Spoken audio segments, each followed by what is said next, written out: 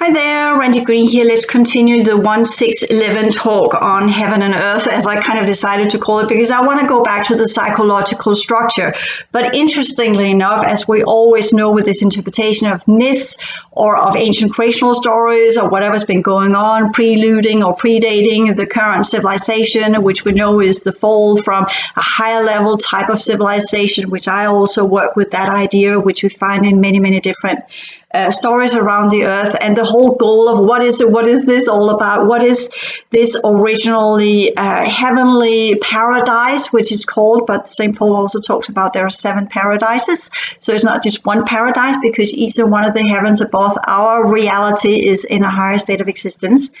And if you go with some of the rabbi literature, you will also see that the level of where the Garden of Eden is, where Adam and Eve are pushed out, it's the doors closes, and then there are these I think it's the seraphim with the flame swords that are standing there and protecting, making it impossible for you to get back in. And I'll go with that one a little bit when we talk about the esoteric teachings and the race and the initiation, because I want to put in a lot of information here in a context that for those of you who have ears to hear with and eyes to see with, you will understand what I actually tried to put here, because I talked about the electrochemical processes of the physical form, and we have now learned throughout the story of Adam and Eve that the original celestial beings were actually created out of the same electrical energy, celestial, heavenly stuff that stars are made of and that the sun is made of. And then you had the Adam and Eve that were on a lesser level, but that was the second level of a god. And you can say, is that God or the Lord or the Havva or whatever? What entity was that? Was that an angel that then descended into the second realm, created his own version? Or was it one of the Elohim that decided to create a second version, and by that created the Garden of Eden? Or what was it? Or was it actually that story is just, as science tells us, that's part of a lesser nomadic culture understanding of their fertility god, warrior fertility god, similar to what we find in the stories of Inanna, who also had this kind of garden with a tree in the middle and the humans created of clay and these kind of things. Are these just kind of some of the mythology that were around in the Mediterranean, in the Mediterranean area, or the areas around Sumeria and Ur and Uruk and all of these old Babylonians, Syrian, Mesopotamian cultures that were living at the time in these areas. So this is of course again important, and these are the origins that are important. I just want to throw in there, if you go with Abraham, or Abraham as he's called, he actually came from Ur in Chaldea, and this is important because one of the secret lineages of which we don't know much, but actually the architects of what we understand as the Kabbalah has changed. It has origin that goes to some of the priesthoods of Babylon, that goes with some of the tree of knowledge and the building up of that one, but in the version that we are more knowledgeable of has roots back to what we call the Chaldeans. And the Chaldeans are mentioned once, aside from in the ancient Bible, the ancient version, as Abraham coming from these races, which also meant he had secret knowledge. We also have it, I think it's the Gospel of Luke, where you have the Jesus baby that has being visited from the three wise men from the Chaldeans. So this is a specific priestly lineage that goes with secret societies and secret information. Again, you have the Brahmins that had the whole understanding of how to work with the energy, and you had the Chaldeans. They were always known for their astrological insight. They're all about astrology. So these were the ones, that's also why I'm mentioning the star in the heaven, the Star of Bethlehem, and these kind of things. And what is that actually about? Was it actually a star, or is there some significance into that one? And why was it Bethlehem that the baby Jesus was put there? Was it because, okay, that's because that was the main capital and that's why they had to go there? But is it actually, if you kind of look again with the numbers, and the word Beth is the second letter in the alphabet, Hebrew alphabet, and you also have lechem, which actually means the bread. So it's technically the house of the bread. But that, what does that mean? What does that house mean? Who was actually the deity, the lineage that were part of you get in the Bible? Oh, that's that king, or that's that one.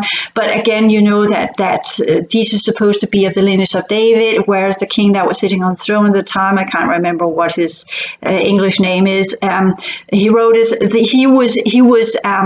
He was of a different lineage, and if you're getting over the story, he was put there and he was collaborating with the Romans. So, of course, in the eyes of Jews, he was not a real king, right? Because a real king would be sovereign and not working or being a vassal or under the rulership of the Romans. So there's a little bit of things going on. So that's technically also what we need to put in the story about Jesus, that he was of the original Davidian lineage from David, and David is the true king lineage of the Jews, and by that they were waiting for him to come back and become the physical king. So again, you have colliding stories here with Christ that came from the second realm and the physical Jesus that were incarnated into human physicality. And he was doing that into the lineage of David that goes with the original kings, and by birthright he was supposed to be a king.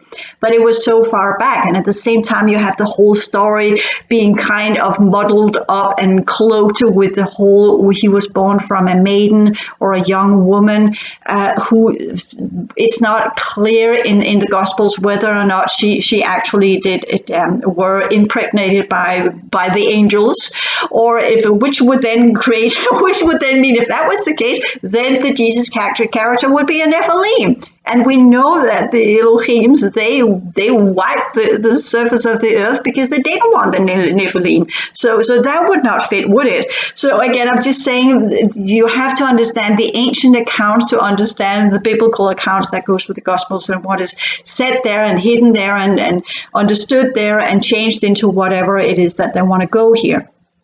But what I want you to understand in this one is also that the first version of Adam and Eve that fell out of the Garden of Eden, that was the third heaven. So that is technically, they were still in a higher realm of our existence. And then they gave birth to Cain and Abel. There were, I think it's someone that, Cain and Abel. And then you had the first murder.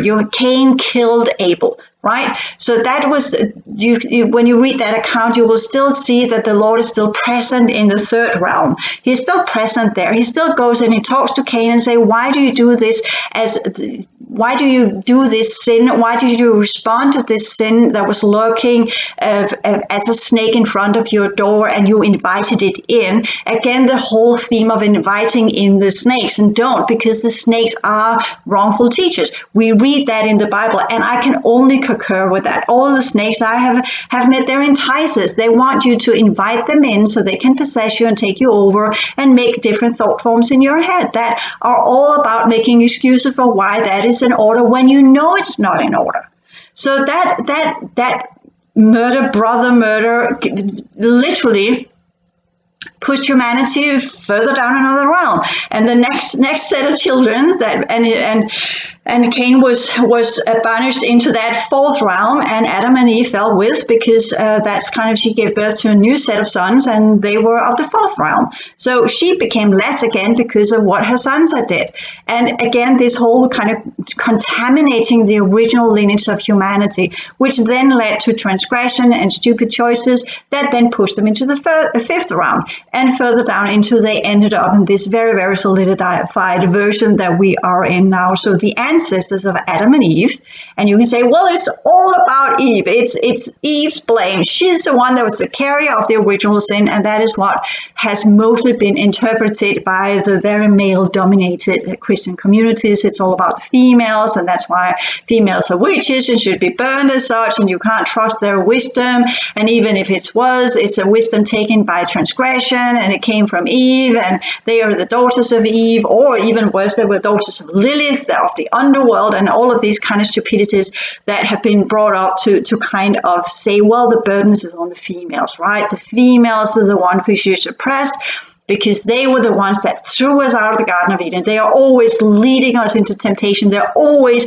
taking in the snake, because the curse of Eve was that the snake will continuously bite her on the left heel and always be part of her, and she will give birth to children in pain, because that was the punishment. And we were punished to work and bow our heads and look into the ground and not be able to look up into the sky and see the heavens as they truly were, and understand our heritage and what we were supposed to be, which could be the foundation of why men are so eager to build rockets and get out in space, because they want to lift their heads. But this is not about lifting the heads into the sky. It's actually, the curse is to look at the ground, is to focus all of your energy on what's going on the ground, your desire energy, whatever goes with that one, instead of lifting up your head and being engulfed in the grace of God, in the light of God, where the spirit that you have got from God will expand and grow and become something new. And that's part of the Aaronitic blessing, where it says, may the light of the God shine upon your face. So again, this is the understanding of the head that goes up and the head that goes down.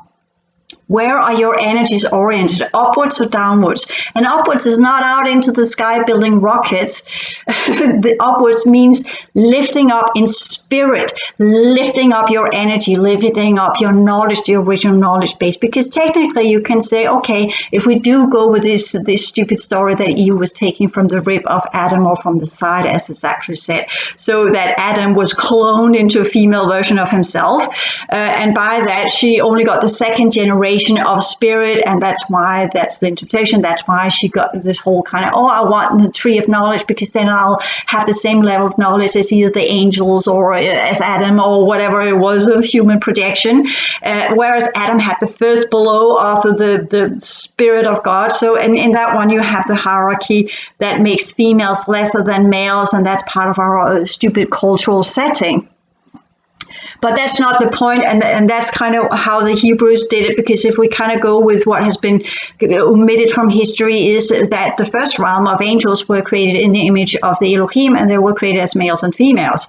And with that one means that the Elohim were males and females. So that also means that even though you might had this idea that God is a male, and what was the spirit of God was blown into Adam's nostrils, that was from a male, that might not be true. That could be one of the female Elohims. That could be a female spirit God. That could be the knowledge of the females, which also is one of the lineages within Judaism and within ancient wisdom teachings, where you have Sophia, that's the Greek version of it, but you also have Shekinah, that's the Hebrew version of it, where you have the Shekinah is the wisdom. Shekinah is the wisdom of Yahweh. She is the wisdom of the Lord. They're made into the Shekinah as some kind of floating around wisdom entity kind of thing, instead of in the good old nomadic culture. You had Yahweh and his Asherah. He had his counterpart, his female goddess with him, as you saw in many of these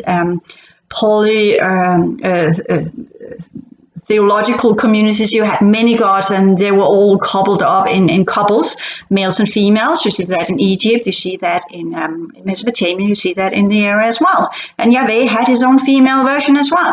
But he was weeded out eventually, and we had this whole beginning of females being second, and they were lusted by the angels, and therefore they should cover them up so they wouldn't create lust in men and lust in angels, and they were the cause of the fall from the Garden of Eden and what was going on there. And then all of this, I don't know what you call it, female hate grew up within that culture, and that's why women are suppressed from there. And many of our foundational systems and understandings that came with Christianity, unfortunately, are part of that one. You have the same repeat of the suppressing of the female energy in the story of Maria Magdalena, or Mary, if you want to go with the English version, or Miriam, if you're going to go with the Hebrew name. And that was Miriam from Magdala, and Magdala is a city, actually, so that's why she has that name. And Jesus was called Jesus of Nazareth. So again, this is, you were from a city, you had a name, you were from a city, and then they would know if you were a son or daughter of someone, and that would be called, for instance, if you have Benjamin, Ben actually means son in Hebrew. So that is the son of, for instance, Yamina, Benjamin, just to put it that way. Or Ben Shirak, that was the son of Shirak. Or these kind of lineages, that's where the surnames came. But earlier on, it was from the city you lived in. That were how people were understood. So so you have that with Miriam from Magdala, and she was a prostitute and she carried 7 sins, again the number 7. So again, so that is how to denounce her. And you have one of the Gospel of Mary that kind of shows that she was actually a wisdom teacher, and she was teaching the wisdom, and she was continuing the teaching system after the what you call it, execution of the character Jesus. However that was done, in the earliest account, he was hung in a tree. Later on, it was made into he was crucified. Again, this how things develop. So just to round all of this up, we have traits of our modern society that are based upon religious traits and religious interpretation systems, and that goes into our modern physical culture. But it also goes into our psychological realm, and it also goes into our belief systems that are centered around religion, and it also goes into the understanding of what we could call spiritual teaching systems, whatever they are. Again, when you go with the spiritual teaching systems and you have this understanding of the archangels are all bringers of good, and ancient civilizations were more advanced than we were, and they were more developed, and all these kind of things, and we romanticize all of these kind of things, we are completely missing the point of the original characters. It's like you're trying to dress up a demon and giving it lipstick and putting a nice hat on it, and then the demon becomes something else that you can cope with, that are nicer, that is not that horrible. And the same idea as kind of all the cataclysmic events we have had and the things we are facing now. We're glossing things over because it's uncomfortable. We don't want the uncomfortable stuff. Where you can say, one of the things I would actually put from the older cultures and say, well, they lived much, much harder than we do. Their challenges were life and death challenges. They were really challenges, as you see people living in areas with drought and heat and flooding and crisis and whatever's going on. Their worldview is very centered around life and death, whereas the Western civilization, we're not really facing any life and death threats per se. We are having now with the corona that's coming in, but we have for a long period of time since the 50s, at least the 60s, have been in this love and light bubble of things are all good and tomorrow will be a better day and we'll just need to mentalize things in a good way, then everything will be good and nothing harm will come of it. And if we all sit down and do a group meditation, the climate changes will probably disappear. We just need to do group meditation. We just need to love each other, all of us, then the world will be good. Right? You just need to love someone, then that person will be a good person, right? So this is where it has changed into, from being this cultures after cultures after cultures with strong forces of love and death and knowledge and non-knowledge and different sets of gods and different beings above us and below us that were tending humans and pushing us around and making us do stupid stuff. It's now all come down to the whole kind of, this is just a psychological trait. It was because your mom didn't do well. It was because you didn't get the right breast. You got the wrong breast. You got the hostility breast. So that's why you have got childhood issues now. That's why you're a little bit off, my friend, because your mom and your dad didn't love you well enough. And that is definitely also part of it. And that was also part of the ancient cultures. You had shitty moms back then. You had shitty dads back then as well. But the understanding of life was different. And I'm not going to say, oh, yeah, I want to go back there and live there, because that was brutal. And if you, again, go with my previous incarnations, actually my incarnations, or are they programs? We can always discuss that. I'll lean more to the program side. But these programs have been played out their content for me. And if I can tell you the numbers, I have been killed, slayed, raped, killed, slayed, raped.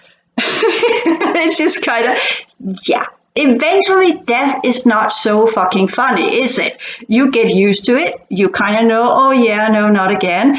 I would say if you go with the whole kind of being burned at the stake, or feeling how to be burned and what that means, or get your head chopped off, or getting your back broken so you are handicapped for the rest of your life, or get your back broken and then your head ripped off, or whatever it is, these kind of things, it sits in your physical form, it sits in your molecular structure, and it is definitely part of what creates, what shifts on or put on the different code systems of your human DNA. But I also know from the use of alien technology, not my use, but what has been shown to me, because they have all been very gracious and showing me what they've been doing to me through all of these different experiments I've been part of as part of this life and this military project I have been part of here in Denmark. So with that understanding, I also seen that for as the cellular structure goes and how the RNA coding and what switches are switched on and off of the protein chains that are surrounding our DNA structure, well, it doesn't really matter whether or not it's actual or if it's emotional or it's holographic. If the holographic works the same way as you're thinking, giving you imagery that then ignites specific types of emotional response, which could be induced by the different enzymes from the snakes, well, then it will have the same effect as your DNA as if you're actually experiencing it. So this is where you have the advanced version of virtual reality using drugs to induce certain imagery in some of the kids that were part of, for instance, in the English military projects. Again, not going on inside this realm of reality, but in the artificial fourth. Again, remember, there's 7 heavens, remember? So with that understanding, I've just put a lot of stuff in there for you to ponder upon, for you to build a pattern from, to get a little bit of the past and the present and the future and what we're in between, and who were the Elohim, was it the Greys, or was it some other reality setting? Who were the Anunnaki actually the ones that came from the heavens? Which heavens are they alluding to? The 7 heavens, or they're alluding to other heavens? So this is also the understanding that we are not alone in the universe, and who are the aliens, or what are the aliens, and what are a collective projection mechanism that have created certain versions of these, and how do they actually look, and all of these kind of things. So that's part of our unclogging of whatever's going on. But it should be said that with all of this, what I promised you to tie into the race initiations, which I'm chewing my way through there, the interesting thing is, what is an initiation? It's called to go through a specific door, and you had the whole story going through the gate back into the Eden, and you had the gate system in the underworld. So it's a lot of doors going on there. You have to open a door to go somewhere. You have to close a door, and then a new door opens. So this is symbolically shown as a representation of an idea of leaving a place, a consciousness state, a perception level, or whatever you want to do, call it. And how do you change this? You go through a door, you go from one room into another, so you go from one understanding into another understanding, or from another level of reality into another level of reality. So that's what the initiations are about, and how do you obtain what is necessary to get through these initiations. And I would just say, within the scope of the Balaam material, it's all about the correct use of energy and consciousness that creates specific type of energy, which they call electric, and their version are divided up in 3 different levels. You have the physical electricity that you have in the organic vessel as well. This is biological heat, but you also have the heat of the atoms that are a little bit different. But this is about creating specific type of energies in your electrochemical composition of your organic vessels. That goes with the chakra system and goes with the glands, and how you are altering that one into transform and purify the energies of the physical form, including the energy of the ether or the different 4 etheric levels. That's technically the first initiation.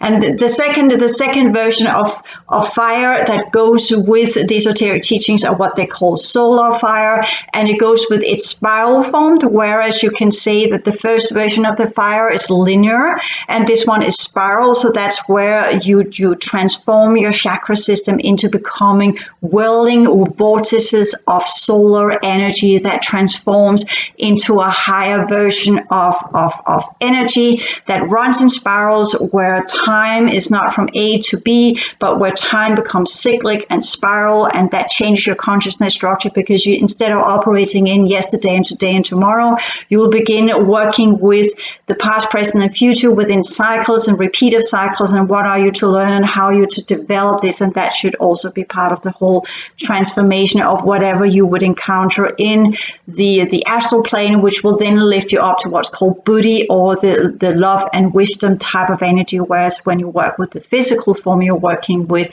the third ray, or the energies of the previous solar system. And with that knowledge, you can say, well, everything I have taught so far is clearing out the stuff from the previous solar system. And we had the snake that was from the previous solar system. And we had this realm of energies and reality that was created out of the previous solar system that went into complete chaos. Remember the book of Genesis, or the Bereshit, where you had that the Elohim, they created whatever we're having now out of the previous solar system, what was before, and what went into chaos, and what created the Leviathan and the chaos powers and the Tiamat and all of these ancient creatures we have in all mythology. And we have the Titans and whatever was left of that earlier one. You had the Elohim that came in and thought, yeah, let's do some real estate in this really shit environment.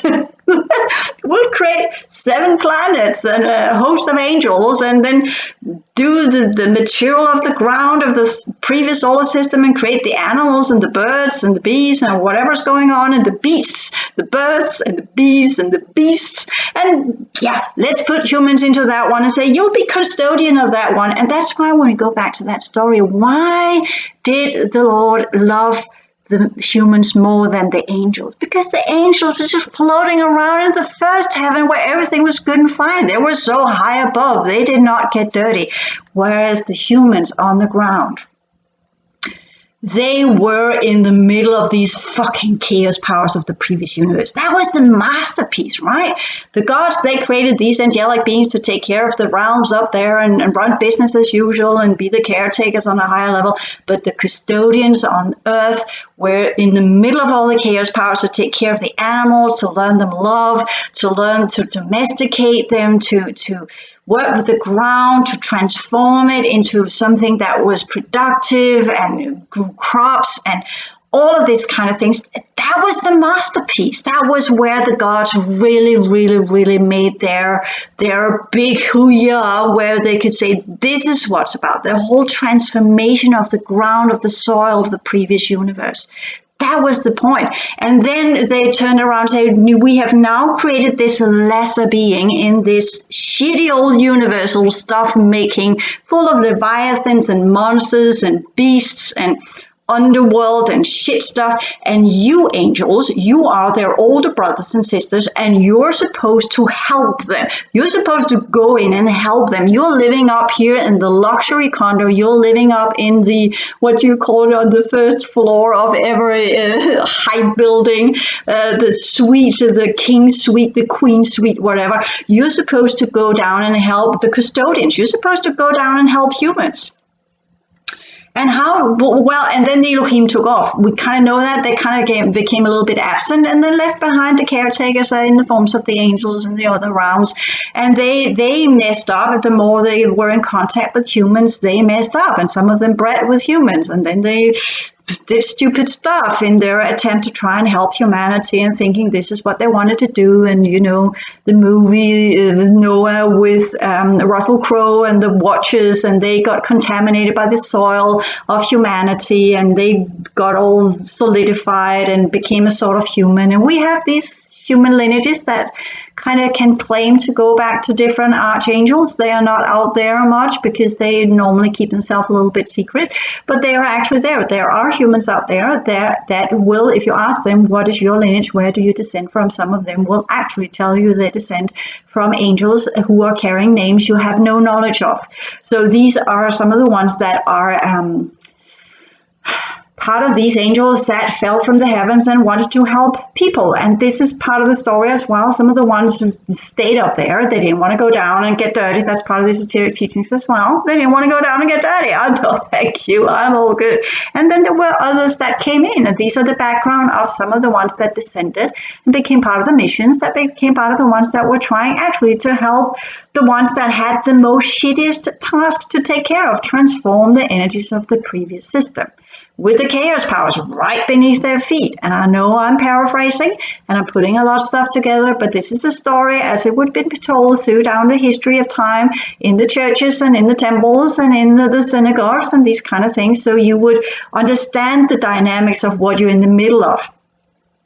But angels are also very, very dangerous creatures because they are built out of a light material that has very little to do with our earth materials. So in contact with angels, if they come in a too high vibrational form, they will scatter you and take you out and dustify you right away. So angels are not something we should kind of, it's not just, oh yeah, I want to call in the powers of, as they're doing it in the Kabbalah, and they're working with the powers of the Archangels and the different Sephiroths, and you should be very careful with that one. You have the Kala chakra that are calling in the energies of the devas, and the devas are the Hindu version of the angels, that heavenly realm beings that are created on the celestial levels.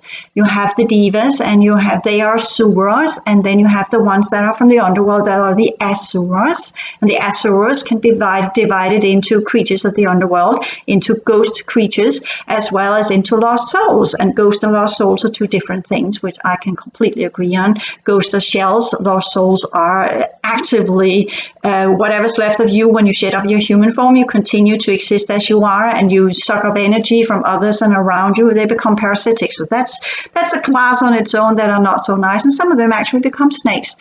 But most of the asuras are the snakes, and they are demonic creatures, and they are constantly fighting the devas and the ones of the upper seven heavens. So this is the battle we're in between, the ones below and the ones above, the ones from the previous system and the one from the current system that are battling, and humanity is right smack in the middle. So this is also an understanding of when you have whatever you have, Mesopotamian pantheon of gods or whatever you have, you always have a supreme realm of gods, the supreme gods. You have that within Olympus as well. You have Zeus and his class of angels, or the gods, if you like. And then you have the second generation. They're a little bit lesser, not as powerful and not as big, and they're not really living at the top of the Olympus. They are living on the second realm of Olympus, and that way down. It goes throughout all societies and all mythologies. And the goal for us is actually to interpret the being that is in front of us. Where do you come from?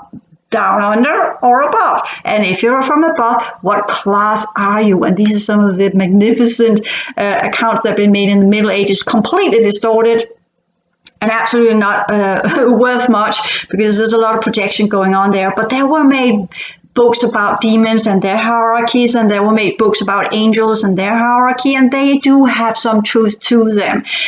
If you want to go with the angelic court and these kind of things, it goes back to the Hebrews. That's kind of their version of it, but it also goes with the Anunnaki that had the same structure. So you have the same thing in the Mesopotamian mythology and the Sumerian mythology.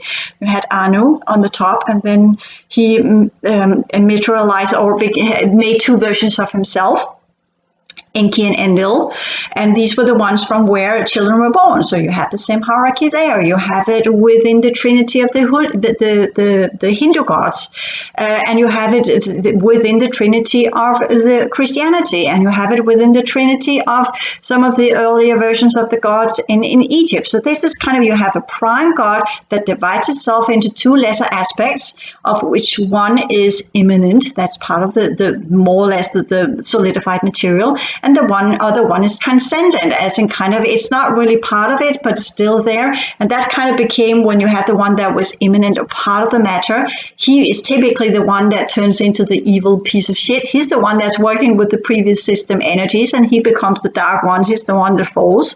And then you have the other one that is still keeping itself above this one and doesn't get involved into the matter things. And if you go with Enki and Enlil, you have Enki that kind of were reptile infused, infused and were became the warrior, and you had Enlil, that were the agricultural, cultural, avian infused with wings, symbolizing that one, the original origin of the devil and the angel on your shoulder.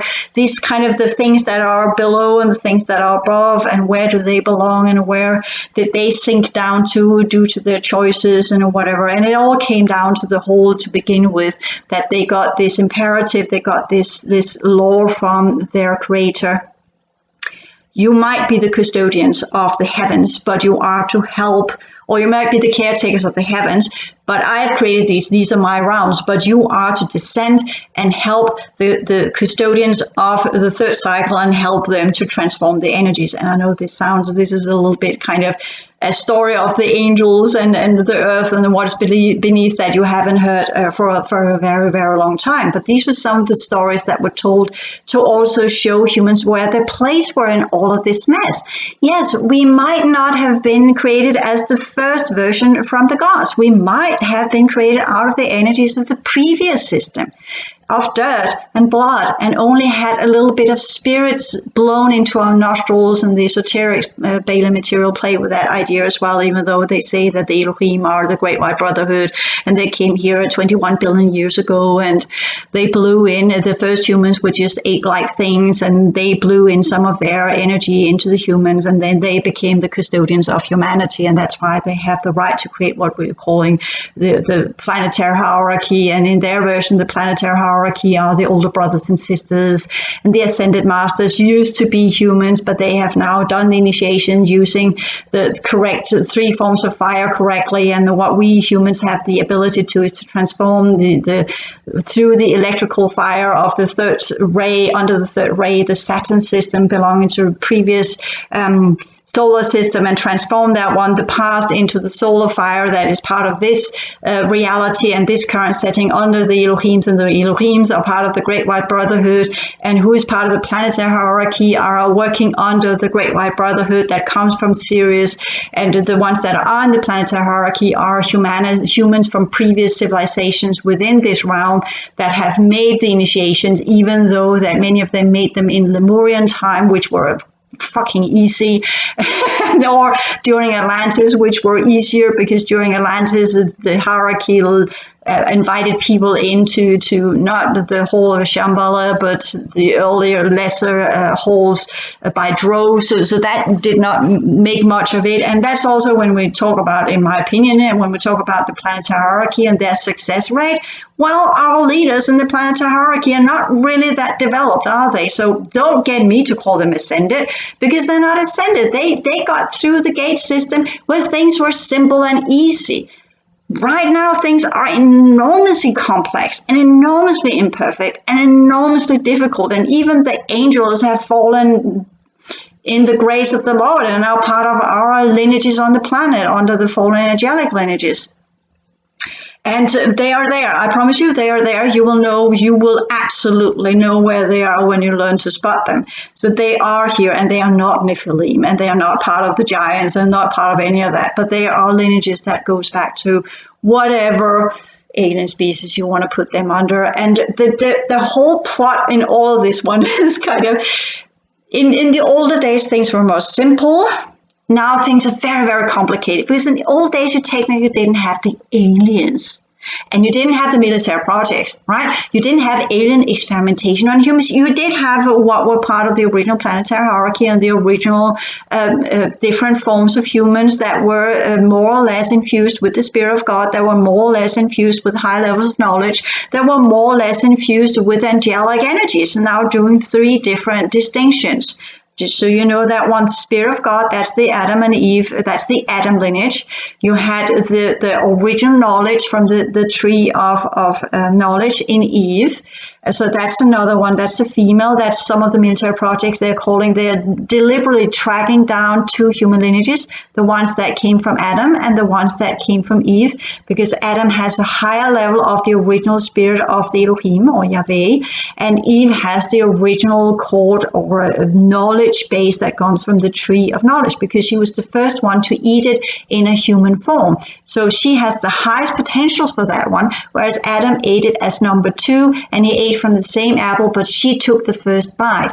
The firstborn, the first bite, the first fall, the first is the law of the one that is always the strongest one. So that's the lineage that some of these fallen angelics are actually going for. And some of these fallen angelics, when you meet them and you meet their other dimensional counterpart, they actually think they're still taking care of humanity and helping humanity.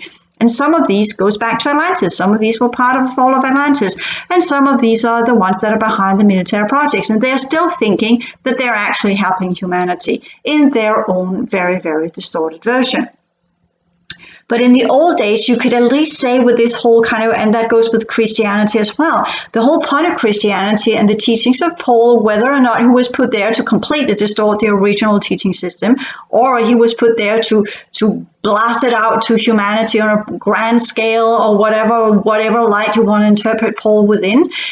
Well, you can say that at that point, you could say at least, well, technically, God loved humanity the most. He loved the angels, but the angels were not a challenge, and they lived in the environment that was not a challenge. But humans, we were down here in the dirt from the energies of the previous system, fighting off with the Leviathan genome, which is actually it is, and ill-mindedness and the chaos powers and whatever Earth was created out of, alongside with animals and birds and everything around us, which is why we should all work as brothers and sisters to achieve the same thing: love, kindness, whatever it needs to change to change ill-mindedness, whatever it takes to change these evil forces that we are part of. Not doing as Cain, listening to the snake that is lurking at our door, like sin lurking as a snake outside our door and letting it in, but saying, go away, I don't want you, you're a fucking snake, I have had enough of snakes from you from the old systems. No, thank you, I'm all good. You have nothing to teach me. You failed in your previous system, and even though that whoever came in and decided to build the solar system as we have now, with a different type of energy that goes with the solar energies, that runs in spirals and runs in cycles, and are supposed to create love and wisdom, and are supposed to create a new type of consciousness, where the previous system was about transforming matter and learning to master matter and the energies of the matter, of which we know as sexual energy, which is also why the snake of the Garden of Eden has been associated with sexual energy, and which why the punishment of Eve was also to give birth to children, so that she became reproductive as a punishment for what she has done. Reproduction is a punishment. The angels do not reproduce. They are not under punishment. Again, also something that is important to understand the cultural background of what we're actually dealing with here.